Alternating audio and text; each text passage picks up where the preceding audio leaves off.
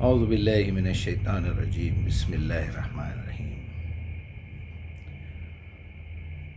آج کا میرا موضوع بنیادی طور پہ تو ظاہر بات ہے، آپ لوگ سمجھ ہی سکتے ہیں کہ میں ہمیشہ کسی نہ کسی طرح قرآن کی دعوت دیتا ہوں۔ کم سے کم قرآن کی کوئی ایک آیت پیش کر کے اس کے پورے اطراف کا پورا ماحول مطلب سمجھانے کی کوشش کرتا ہوں۔ اور قرآن کے خلاف جو لوگ کام کر رہے ہیں، کچھ شعوری طور پہ کر رہے ہیں، کچھ غیر شعوری طور پہ کر رہے ہیں، ان کو سمجھاتا ہوں، ان کو روکتا ہوں، ان سے لڑتا ہوں، ان سے بحث کرتا ہوں کہ بھائی آپ ڈائریکٹلی انڈائریکٹلی قرآن کو مشکل بنا کے، قرآن سے لوگوں کو روک کے، خود قرآن نہیں سمجھ کے، قرآن کی دعوت نہیں دے کے بہت بڑی غلطی کر رہے ہیں۔ بیسیکلی کفر کی یہی نشانیاں ہیں۔ قرآن سے لاپرواہی پہلا کفر ہے، جہالت۔ دوسرا کفر یہ ہے کہ قرآن کو پڑھ لینا لیکن اس کو سمجھنے کی کوشش نہیں کرنا، بہت بڑا کفر ہے یہ۔ یعنی آپ کھلے عام اللہ کی نافرمانی کر رہے ہیں، تو میرے کو سمجھنے کے لیے بولتا، میں نہیں سمجھتا، جا کیا کر لیتا، یہ مطلب نکلتا اس کا۔ اچھا، کچھ لوگ ایسے ہیں جو قرآن سے بھی ریلیٹڈ ہیں، عربی زبان بھی جانتے ہیں، قرآن پڑھتے بھی ہیں، سمجھتے بھی ہیں۔ او مائی گاڈ! اب دیکھیے، آپ گناہ آگے بڑھتے جا رہے ہیں۔ یعنی تم اس لیول پہ پہنچ گئے ہو کہ تم ایک عالم کا کورس کر لیے ہو، تمہیں عربی بھی آتی ہے، اس کے باوجود قرآن پہ عمل نہیں کرتے، اور تم قرآن کے خلاف باتیں کرتے ہو۔ تم یہ جھوٹی روایتوں میں جا کے، انسانی لکھی ہوئی کتابوں میں جا کے وہاں سے قصے کہانیاں سنتے ہو۔ بڑے بڑے چینل، بھائی مجھے دیکھ کے بڑی حیرت ہو رہی ہے، 2 ملین 4 ملین تک سبسکرائبرز ہیں، صرف ان کو وہ چٹپٹا مزہ آ رہا ہے، یہ نہیں دیکھ رہے ہیں اس کے اندر وہ غذا میں یا وہ کنٹینٹ میں کیا اچھائی ہے، کیا برائی ہے، اس سے آپ کی سائیکالوجی پہ کیا ایفیکٹ پڑ رہا ہے۔ بالکل شعور نہیں ہے۔ بہت سارے ایسے ہیں، میں کسی کا نام لینا اچھا نہیں لگتا۔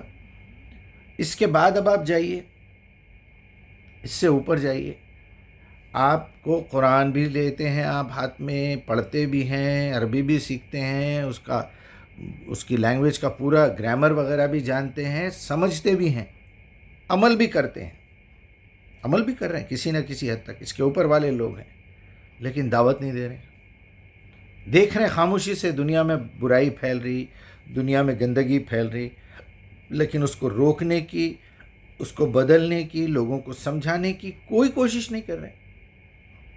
اپنے گھر میں خود کچھ لوگ ایسے ہیں جو قرآن کو نہیں مانتے، قرآن کو ایزی لے رہے ہیں، ملنے جلنے والوں میں ہیں، دور کے رشتہ داروں میں ہیں۔ کئی ایسے نوجوان بچے ہیں جس سے میں مل کے بار بار سمجھاتا ہوں، ملنا چھوڑ دے رہے ہیں آخری میں۔ پتہ نہیں بھائی ان کا عقیدہ کچھ اور دکھ رہا ہے۔ دنیا میں آج تک یہ بات کرنے والا کوئی دیکھے ہی نہیں۔ ہم بول رہے ہیں صاحب کہ بھائی آپ قرآن سمجھو، بول رہے ہیں آپ، ارے بھائی میں کسی اور کام سے انکار نہیں کر رہا ہوں۔ آپ کو حدیث پڑھنا ہے پڑھیے، فقہ پڑھنا ہے پڑھیے، امام ابو حنیفہ کو پڑھ رہے ہیں، شافعی کو پڑھ رہے ہیں، کسی کو بھی پڑھ رہے ہیں، آپ بخاری مسلم پڑھنا چاہ رہے ہیں پڑھیے، کوئی بڑے مفسرین کو پڑھنا چاہ رہے ہیں، کوئی خاص عالم کو پڑھنا چاہ رہے ہیں پڑھیے۔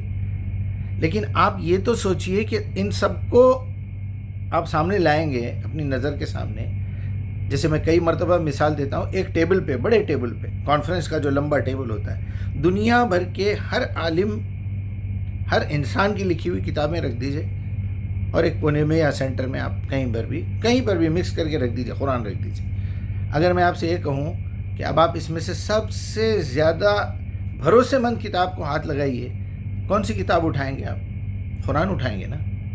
یا اگر نہیں اٹھا رہے ہیں تو بہت بڑی غلطی کر رہے ہیں آپ۔ اچھا، کچھ لوگوں کے پاس یہ تھیوری ہے کہ بھائی قرآن تک پہنچنا بہت بڑی بات ہے، بھائی قرآن ہم عام لوگوں کی حیثیت نہیں ہے کہ ہم قرآن سمجھ سکیں۔ اچھا بھائی، کیا چاہیے؟ عربی سیکھنا چاہیے، مدرسے میں پڑھنا چاہیے۔ آپ کیوں نہیں سیکھ رہے پھر؟ نہیں بھائی، علماء موجود ہیں نا۔ اب وہ لوگ کیا کر رہے ہیں، بجائے عام لوگوں کو عربی سکھانے کے، امام صاحب ہیں مثلا محلے کے، کس نے کہا ہم آپ سے کہ 6 مہینے میں پورے محلے والے عالم فاضل کا کورس کر لیں؟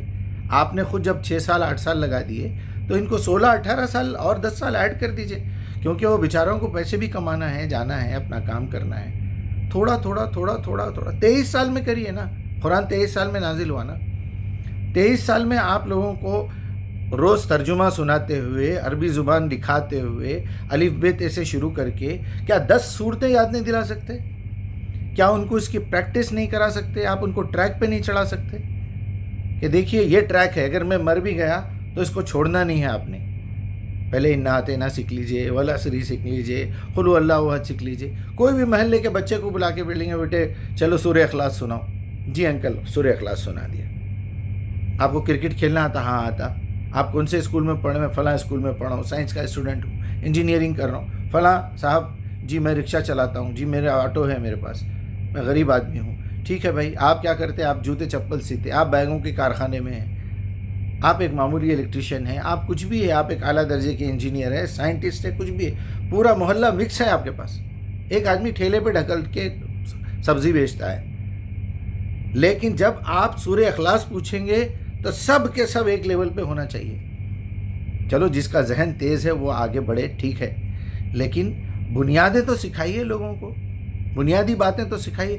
آپ تو لاک کر کے بیٹھے ہوئے ہیں، آپ تو جان بوجھ کے اپنی دکان چلانے کے لیے غریبوں کو دور رکھ رہے ہیں آپ دین سے، تو پھر آپ دین کے دشمن ہوئے نا بھائی۔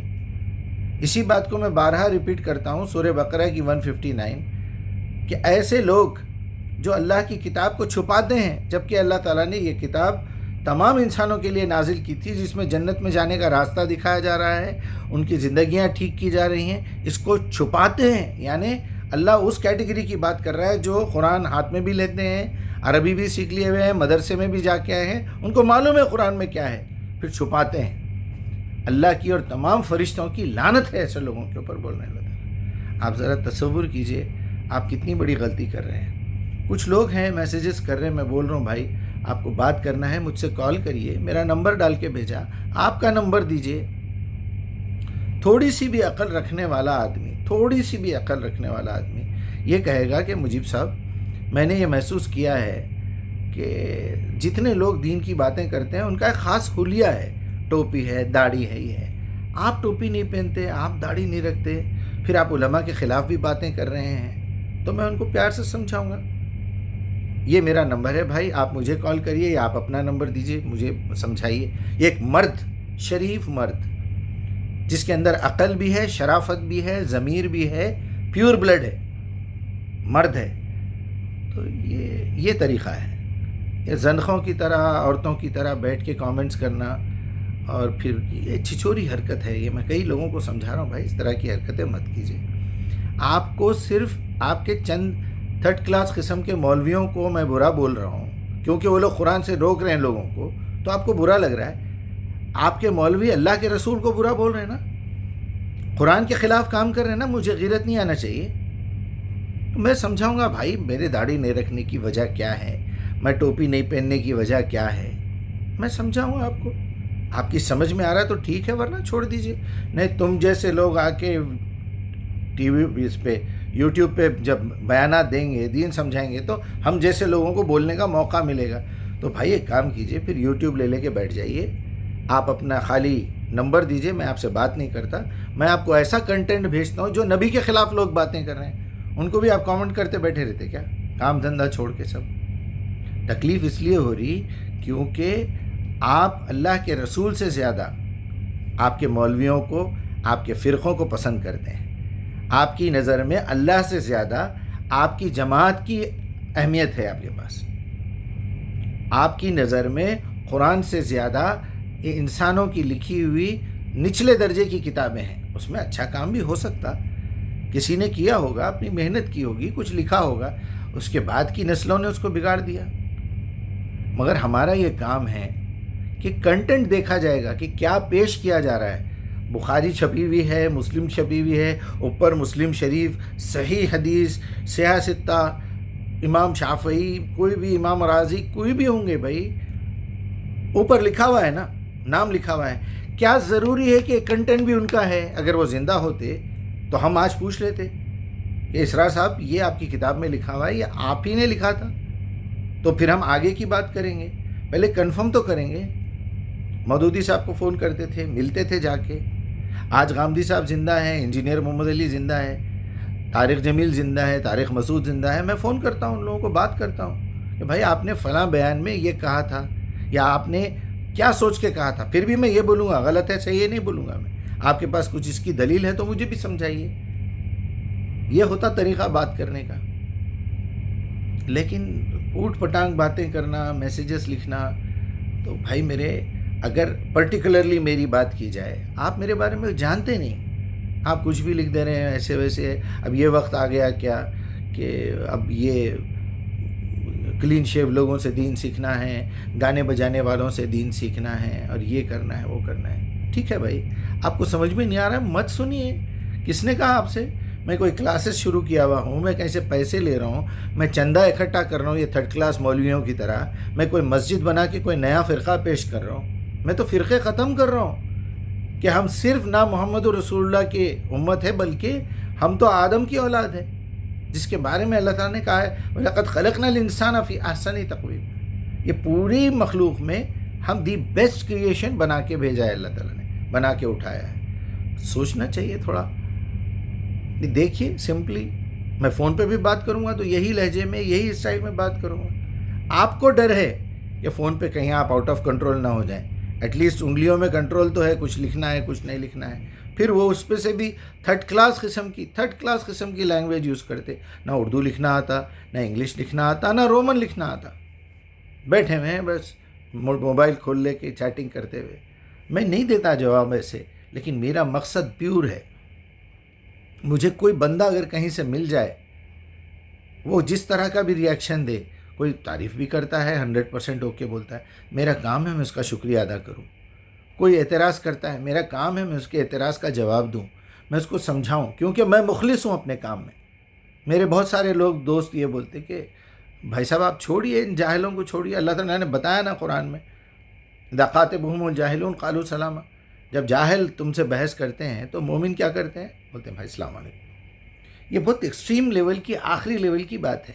یہ ان کے لیے ہے جو خود قرآن نہیں جانتے, اتنا سا جانتے, بس اتنے میں ہی اگر لڑائی ہو گئی تو میں ہو گئی تو بھائی السلام علیکم بول کے چلے آتے. لیکن الحمدللہ ہم نے قرآن پہ کام کیا ہے, کنٹینیوسلی 35-36 سال سے کر رہے ہیں, لکھ رہے ہیں, لکھا رہے ہیں, عربی زبان سیکھ لیے ہیں, اس کو اور سیکھ رہے ہیں, اس کی ڈیپتھ میں جا رہے ہیں, قرآن کے حساب کتاب سے واقف ہے, کمپیوٹر میں پوری قرآن کو انٹر کر دیا ہے, نکال رہے ہیں ایک ایک لفظ کو, یہ لفظ کتنی مرتبہ آیا قرآن میں, غور و فکر کرتے ہیں, ساتھ ساتھ زندگی بھی گزار رہے. اب ایک ایک موضوع لے کے اگر میں بیٹھوں گا, داڑھی کا, بالوں کا, ٹوپی کا, گانے کا, میوزک کا, شاعری کا, آپ پھنس جائیں گے بری طریقے سے, بہت بری طریقے سے شرمندہ ہونا پڑے گا. لہٰذا بات کرنے کے لیے سوالیہ انداز میں, وہ بھی اچھے انداز میں سوال کریں گے تو سامنے والے کو بھی احساس ہوگا کہ میرا بھائی مخلص ہے, کچھ چیز سیکھنا چاہ رہا ہے, میں پیار سے سکھا دوں گا, شرمندگی بھی نہیں ہوگی آپ کو.